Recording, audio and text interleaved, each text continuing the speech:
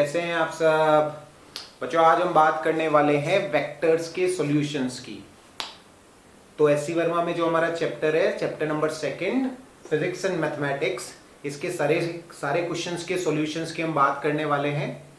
और अगर आपको वेक्टर्स की बेसिक क्लियर नहीं है तो वेक्टर्स की जो थ्योरेटिकल लेक्चर्स हैं वो भी आपको मिल जाएंगे मेरे वीडियोस के अंदर, जिसका लिंक मैं आपको डिस्क्रिप्शन के अंदर दे दूंगा। तो दोस्तों बिना देरी किए हम चालू करते हैं वेक्टर्स के सॉल्यूशंस के बारे में। तो एक एक करके हम सारे क्वेश्चन सॉल्व करेंगे, बिल्कुल डिटेल में, अच्छे से आपको समझ में आएगा। बस आपकी थ्योरी क्लियर होनी चाहिए, आपको जो बेसिक कॉन्सेप्ट्स हैं वेक्टर के वो ध्यान होने चाहिए। तो देखिए पहले क्वेश्चंस की हम बात करते हैं। जो भी क्वेश्चन है बच्चों वो आपको स्क्रीन पे दिख जाएगा। पहला क्वेश्चन हमें कह रहा है a vector A vector makes an angle 20 degree and B vector makes an angle 110 degree with x axis. तो देखिए हमें क्या कह रहा है कि इस तरह से हमारे पास एक्स एक्सिस है और जो हमारा ए वेक्टर है वो 20 डिग्री का एंगल बना रहा है एक्स एक्सिस के साथ में। मतलब ए वेक्टर हमारा इस तरह से है, 20 डिग्री का एंगल बना रहा है ये एक्स एक्सिस के साथ में। And B vector makes an angle 110 degree with x axis, और जो बी वेक्टर है हमारा वो 110 डिग्री का एंगल बना रहा है एक्स एक्सिस के साथ में। तो एक्स एक्सिस के साथ 110 डिग्री मतलब जो आपका बी वेक्टर होगा वो ऐसा कुछ होगा। देखो ये आपका बी वेक्टर होगा, है ना। ये टोटल एंगल जो है वो कितना दे रखा है आपको, 110 डिग्री का दे रखा है। तो हम कह सकते हैं ए वेक्टर और बी वेक्टर के बीच में एंगल कितना हो गया, 90 डिग्री हो गया, है ना। अच्छा अब हमसे बोल रहा है the magnitude of these vectors are 3 and 4। मतलब ए वेक्टर का मैग्नीट्यूड हमें 3 दे रखा है, बी वेक्टर का मैग्नीट्यूड 4 दे रखा है। हमसे पूछा फाइंड द रिजल्टेंट, इनके रिजल्टेंट का मैग्नीट्यूड क्या होगा, ये हमसे सवाल पूछा। बड़ा ही सिंपल सवाल। देखो ए वेक्टर का मैग्नीट्यूड है 3, बी वेक्टर का मैग्नीट्यूड है 4।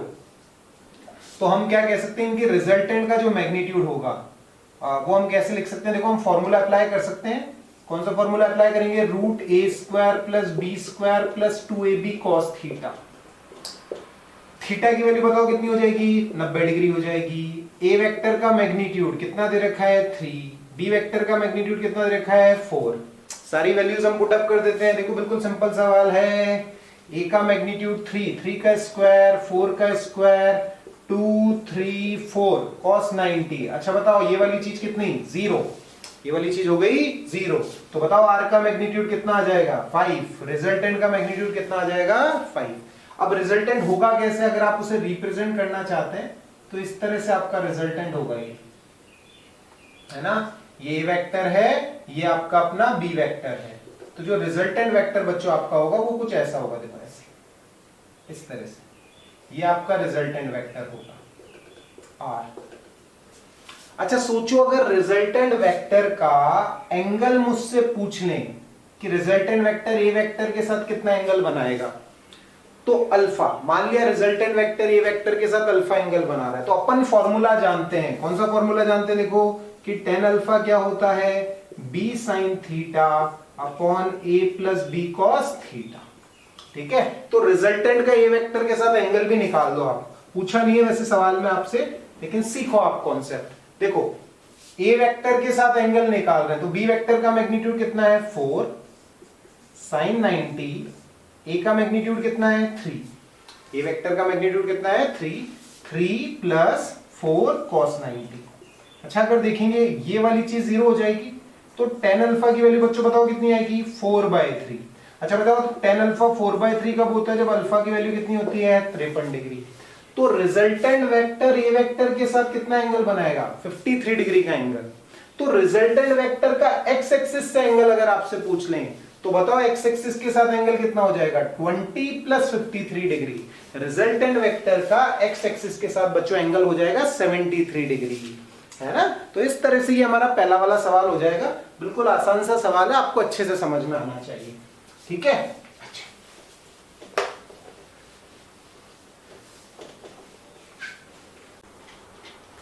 देखो जो हम बात करते हैं क्वेश्चन नंबर 2 की, जो हमें क्या कह रहा है, let A vector and B vector B 2 vectors of magnitude 10 unit each if they are inclined to x-axis at angles 30 degree and 60 degree respectively, find the resultant। समझो बात को, आपको क्या कह रहा है, जैसे ये मान लो एक्स एक्सिस है आपकी, ये वाई एक्सिस है, और आपसे कह रहा है कि जो अपना ए वेक्टर है ये एक्स एक्सिस के साथ कितना एंगल बना रहा है, मैग्नीट्यूड 10 यूनिट है इसका, एक्स एक्सिस के साथ 30 डिग्री का एंगल बना रहा है। और जो बी वेक्टर है आपका, इसका मैग्नीट्यूड भी अपना कितना है, 10 यूनिट है, ये एक्स एक्सिस के साथ 60 डिग्री का एंगल बना रहा है। ये वाला एंगल कितना है, 60 डिग्री। अच्छा पहली बात बताओ, वेक्टर्स के बीच में एंगल कितना हो गया, 30 डिग्री। वेक्टर्स के बीच में एंगल हो गया 30 डिग्री। आगे देखो हमें क्या बोल रहा है, if they are inclined to x axis at angle 30 degree and 60 degree respectively, find the resultant. इनके रिजल्टेंट का मैग्नीट्यूड पता करना है। तो देखिए बिल्कुल पहले वाले सवाल जैसा ही है, कोई मुश्किल वाली बात नहीं है इसमें। इसमें कैसे करोगे आप, देखो रिजल्टेंट कैसे होगा, पहले बनाओ आप। ये बी वेक्टर है तो ये सामने वाला भी क्या होगा, बी वेक्टर होगा। ये वेक्टर है, पैरेललोग्राम कंप्लीट कर लिया हमने। तो जो रिजल्टेंट होगा, देखो रिजल्टेंट इस तरह से होगा, ये आपका रिजल्टेंट वेक्टर होगा। इसका मैग्नीट्यूड आर कंसीडर कर लो। तो आर की वैल्यू निकालो, कैसे आएगी बोलो, आर की वैल्यू देखो ए वेक्टर का मैग्नीट्यूड कितना है, 10 है, बी वेक्टर का मैग्नीट्यूड भी 10 है, इनके बीच का एंगल कितना हो गया, 30 डिग्री, है ना। सबको बात समझ में आनी चाहिए। तो बताओ रिजल्टेंट का मैग्नीट्यूड कैसे निकालूं, रूट ऑफ 10 का स्क्वायर 2ab cos 30। सबको समझ में आया, बिल्कुल सिंपल है। सिंपल फॉर्मूला आपको लगाना है। देखो क्या आ जाएगा, ये आ जाएगा 100 प्लस 100 200, 1 प्लस रूट 3/2, है ना। ये आपके रिजल्टेंट का मैग्नीट्यूड आ जाएगा, है ना। अच्छा अगर मैं आपसे पूछूं कि रिजल्टेंट जो है वो ए वेक्टर के साथ कितना एंगल बनाएगा, तो देखो बच्चों एक बात आप समझो, अगर दोनों वेक्टर्स का मैग्नीट्यूड सेम होता है तो रिजल्टेंट उनके बीच के एंगल को क्या करता है, बाइसेक्ट करता है। रिजल्टेंट उनके बीच के एंगल को क्या करता है, बाइसेक्ट। तो रिजल्टेंट ए वेक्टर के साथ कितना एंगल बनाएगा, 15 डिग्री का। तो रिजल्टेंट का एक्स एक्सिस के साथ एंगल कितना हो गया, 45 डिग्री हो गया। रिजल्टेंट का एक्स एक्सिस के साथ एंगल हो गया 45 डिग्री। अच्छा बच्चों एससी वर्मा के में जो आंसर आपको दे रखा है इस सवाल का, वो दूसरी फॉर्म में दे रखा है, वो भी मैं आपको निकाल के बताता हूं, समझो बात को। जैसे ये आपका ए वेक्टर है जो कितना एंगल बना रहा है, 30 डिग्री का। ये आपका बी वेक्टर है ना। तो जो रिजल्टेंट वेक्टर होगा बच्चों वो हमारा ऐसे होगा, ये रिजल्टेंट वेक्टर हमारा है ना। अच्छा रिजल्टेंट वेक्टर हमने देख लिया एकदम बीच में होगा, 15 डिग्री बाइसेक्ट करेगा इनके बीच के एंगल को। रिजल्टेंट वेक्टर का मैग्नीट्यूड हम एक दूसरी फॉर्म में भी निकाल सकते हैं। एक फॉर्म तो हमारी ये है ही, है ना, लेकिन दिखने में थोड़ा अच्छा नहीं लग रहा है ये आंसर। एक दूसरी फॉर्म आप देखो, जैसे देखो ए वेक्टर का मैग्नीट्यूड कितना है आपके पास, 10। मैं क्या करता हूँ, इस 10 के कंपोनेंट्स करता हूँ इस डायरेक्शन में। मेरे को पता है रिजल्टेंट इसी डायरेक्शन में होगा, तो मैंने ए वेक्टर के कंपोनेंट्स किए इस डायरेक्शन में। इस डायरेक्शन में कंपोनेंट क्या होगा इसका, ए वेक्टर का 10 cos 15, और इसके परपेंडिकुलर डायरेक्शन में जो कंपोनेंट होगा वो होगा 10 sin 15। 10 cos 15 और 10 sin 15।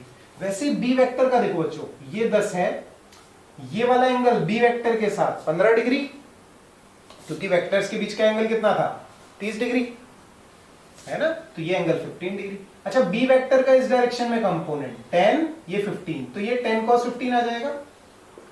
ये कितना आ जाएगा, 10 cos 15।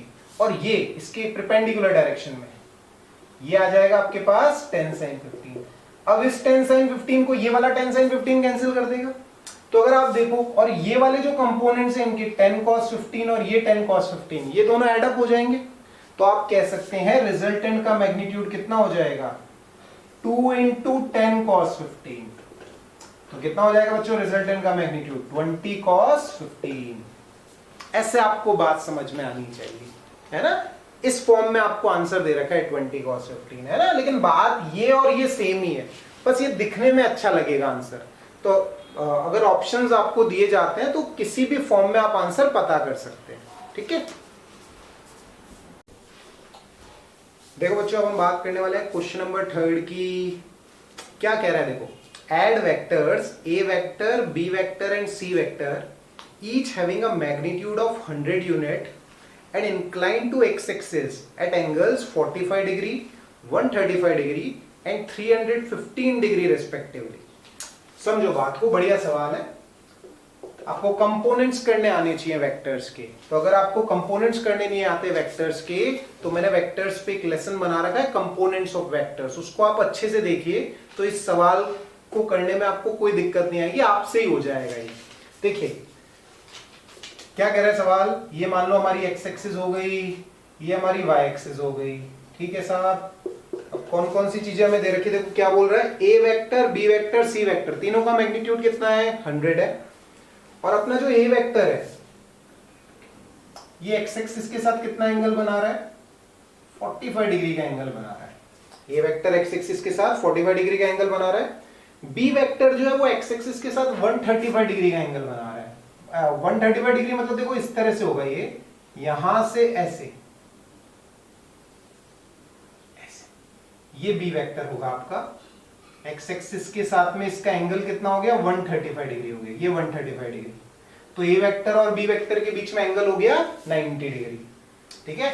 सबका मैग्नीट्यूड कितना दे रखा है आपको, 100 यूनिट्स दे रखा है। और देखो आपसे तीसरी चीज बोल रहा है C vector, C vector 315 degree का एंगल बना रहा है, 315 डिग्री एक्स एक्सिस के साथ एंटी क्लॉकवाइज डायरेक्शन में। तो सी वेक्टर बच्चों आपका ऐसा आना है, देखो ऐसा, यहां से 315 डिग्री मतलब इधर से 45 डिग्री, ये समझ में आया आपको, यहां से 315 डिग्री, तो इधर 45 डिग्री हो जाएगा क्योंकि पूरा टोटल एंगल होता है 360 डिग्री। ये आपका सी वेक्टर है बच्चों, है ना। इसका मैग्नीट्यूड कितना है, 100, इसका मैग्नीट्यूड भी कितना है, 100, ठीक है। अच्छा और बात समझो, अगर आप देखोगे तो ये वाला जो एंगल होता है ये 45 हो गया, ये 45, ये वाला एंगल भी कितना है, 45 डिग्री का है, ये एंगल भी कितना हो गया, 45 डिग्री का, है ना। चलिए अब आपसे क्या बोल रहा है कि इन तीनों वेक्टर्स को ऐड करना है आपको, ए वेक्टर, बी वेक्टर और सी वेक्टर। ए वेक्टर का एंगल एक्स एक्सिस के साथ 45 डिग्री का, बी वेक्टर का एक्स एक्सिस के साथ एंगल 135 डिग्री का, और जो अपना सी वेक्टर है वो 315 डिग्री का एंगल बना रहा है ना। अच्छा तो एक्स एक्सिस के साथ इसका इस तरह से एंगल क्या हो जाएगा, 45 डिग्री हो जाएगा। अब देखो आपको करने कंपोनेंट्स, कंपोनेंट्स करने आपको अच्छे से आने चाहिए। देखो कैसे कंपोनेंट्स करोगे आप, समझो बात को।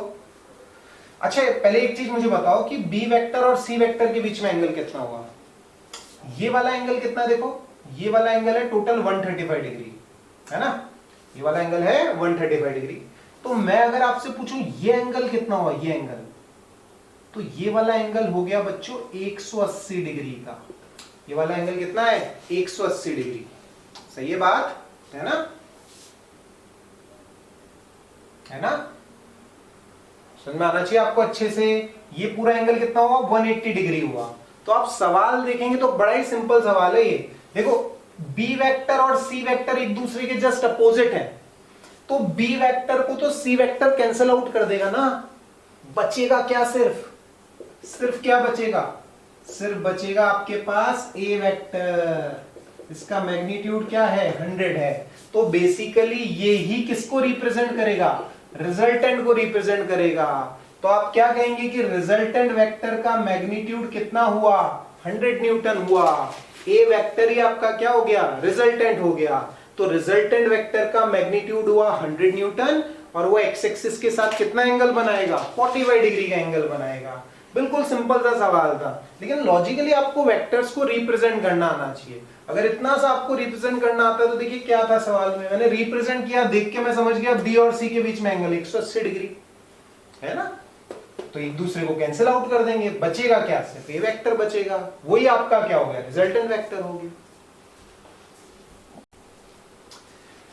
देखो बच्चों क्वेश्चन नंबर 4 की बात कर लेते हैं। बड़ा ही सिंपल सा क्वेश्चन है, बेसिक कॉन्सेप्ट आपका क्लियर है तो कुछ भी नहीं है इस सवाल में। देखो क्या कह रहा है कि ए वेक्टर का magnitude, let A vector equals to 4i cap plus 3j cap.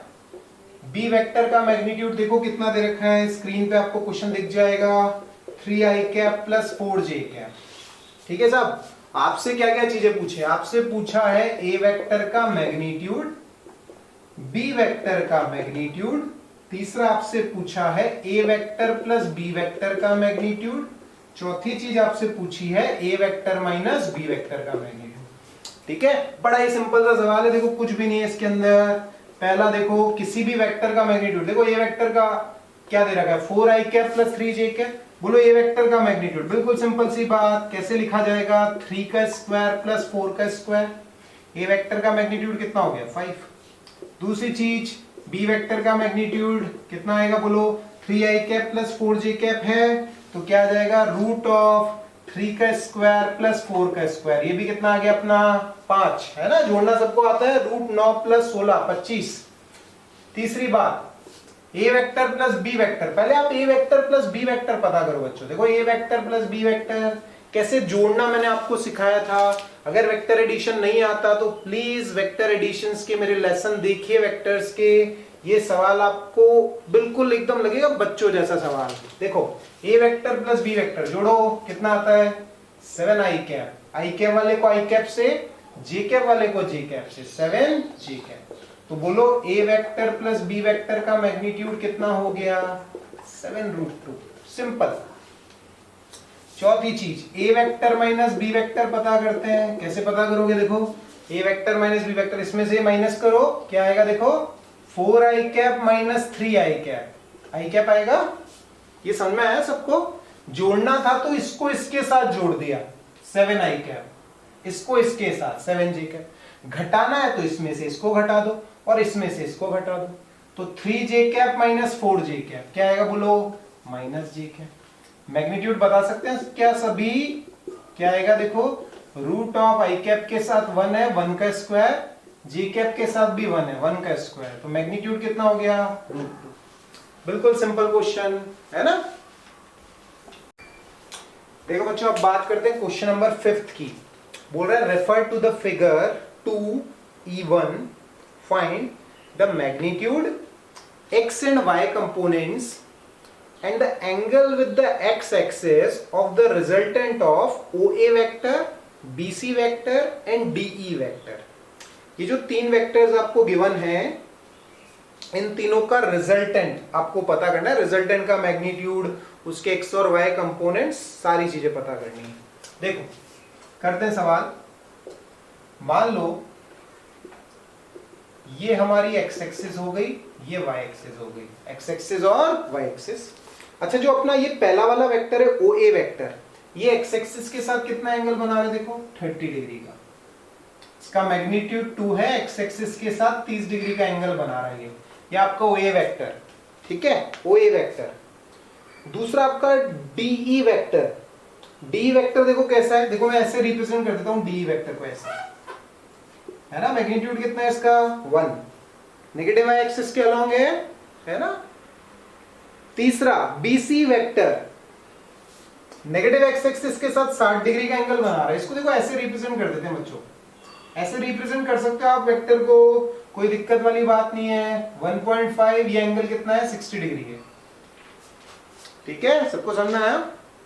अब वेक्टर्स के कंपोनेंट्स करो आप, है ना, वेक्टर्स के आपको क्या करने आने चाहिए, कंपोनेंट्स करने आने चाहिए। देखो अलग से डायग्राम बना देता हूं आपके लिए, अच्छे से समझ में आएगा आपको। ये 2 है, इधर कितना हुआ देखो, इधर हुआ 2 cos 30, इधर क्या हुआ 2 cos 30, 2 into √3/2, तो ये हो गया √3। ऊपर हुआ 2 sin 30, 2 sin 30 मतलब 2 into 1/2, तो 1। अच्छा नीचे भी कितना है 1 है, नीचे भी कितना है 1। इसके कंपोनेंट्स करने की आपको जरूरत नहीं है, ऑलरेडी y एक्सिस के अलोंग है।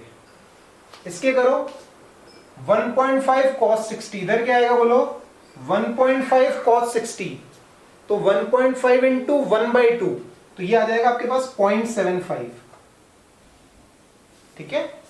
और इधर आ जाएगा 1.5 sin 60, मतलब 1.5 into √3/2, 1.5 into √3/2, समझिए बात को अच्छे से।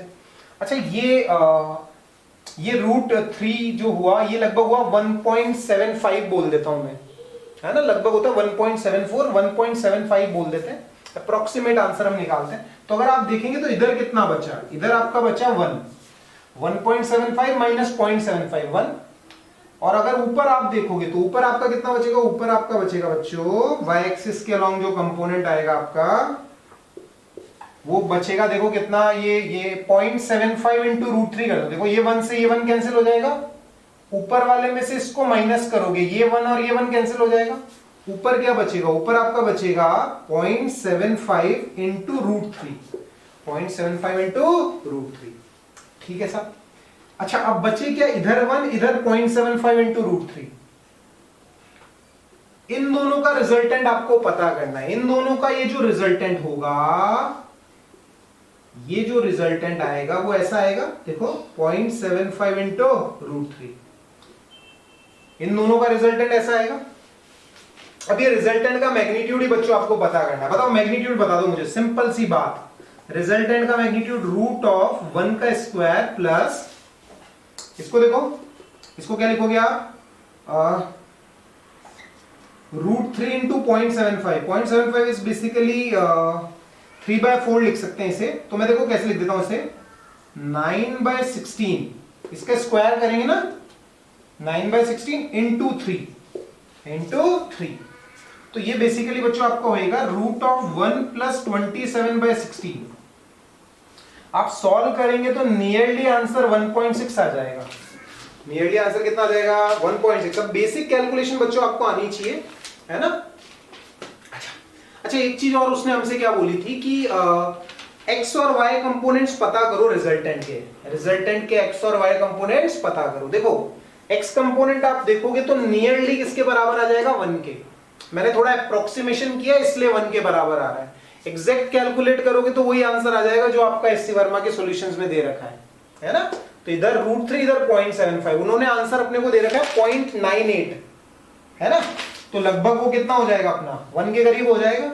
और ये कंपोनेंट भी कैलकुलेट कर सकते हो। देखो मैं आप चाहो तो मैं कैलकुलेट कर देता हूं, 0.75 इंटू बेसिकली 1.74, ये आपको करना पड़ेगा।